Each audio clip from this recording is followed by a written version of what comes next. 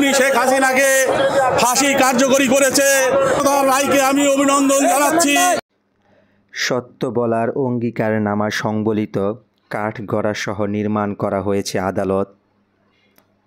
পাশেই প্রজ্বলিত আলোকিত মশাল, রয়েছে ফাঁসির মঞ্চ প্রস্তুত।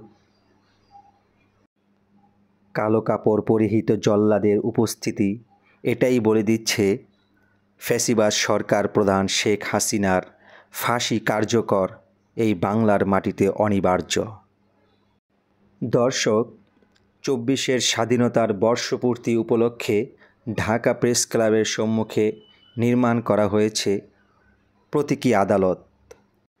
আর এই প্রতীকী আদালতে নির্যাতিত মানুষের পক্ষে সাক্ষ্য উপাত্ত হাজির করছে ইনকিলাব মঞ্চের মুখপাত্র ওসমান হাদি, সাবেক সেনা কর্মকর্তা হাসিবুর রহমান এবং মেজর বজলুল হুদা, যাকে তৎকালীন স্বৈরাচারী প্রধানমন্ত্রী শেখ হাসিনা নিজ হাতে জবাই করেছেন, তার ছোট ভাই নুরুল হুদা।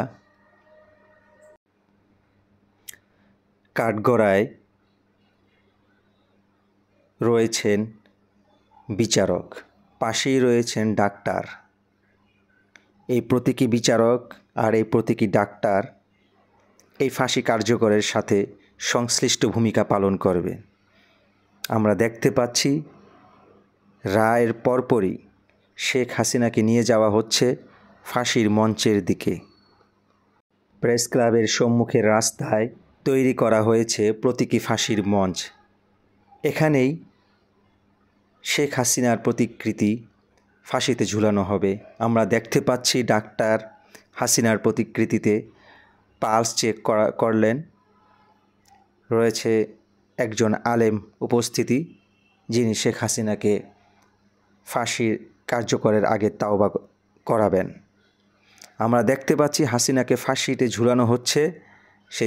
সেই জল্লাদ, কালো কাপড় পরিহিত সেই জল্লাদ শেখ হাসিনার প্রতিকৃতি ফাঁসিতে ঝুলিয়ে, ফাঁসির রশিতে ঝুলিয়ে ফাঁসি কার্যকরের জন্য দায়িত্ব পালন করছে।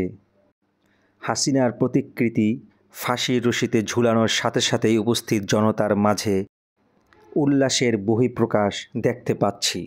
ফাঁসির পরে প্রেস ক্লাবের সামনে আগত জনতার মধ্যে একটা উচ্ছ্বাস। ফাঁসি কার্যকরের পরেই মৃত্যু নিশ্চিত করার জন্য ডাক্তার চেক করেন এবং নিশ্চিত করলেন। এই প্রতীকী ফাঁসি কার্যকরের পরেই মেজর বজলুল হুদার ছোট ভাই নুরুল হুদা ভি চিহ্ন দেখালেন। এই প্রতীকী ফাঁসির পর প্রতীকী জল্লাদ এবং নুরুল হুদা গর্বিত ওনার মতন লোককে ফাঁসি দিতে পেরে আমি আত্মহারা। জনতার আদালতের রায় সর্বোচ্চ রায়। জনতার আদালত খুনি শেখ হাসিনাকে ফাঁসি কার্যকরী করেছে। সমগ্র জনতা, এই জনতার রায়কে আমি অভিনন্দন জানাচ্ছি এবং একই সাথে আমি আদালতের প্রতি অনুরোধ জানাচ্ছি, আপনারা অতি সত্বর শেখ হাসিনা এবং তার দোষকদের খুনি শেখ হাসিনার ফাঁসি দেওয়া হোক। তাহলে আমরা পরিপূর্ণভাবে একটু সান্ত্বনা পেতে পারবো। যে অত্যাচার, যে হত্যাযজ্ঞ সে চালিয়েছে, তার কষ্ট কিছুটা হলেও প্রশমিত হবে। আমি অতি সত্বর সরকারের প্রতি এ ব্যাপারে আহ্বান জানাচ্ছি যে আপনারা এবার আদালতে খুনি শেখ হাসিনা তার দোষকদের বিচার করুন এবং ফাঁসি কার্যকর করুন, ফাঁসির রায় দিন।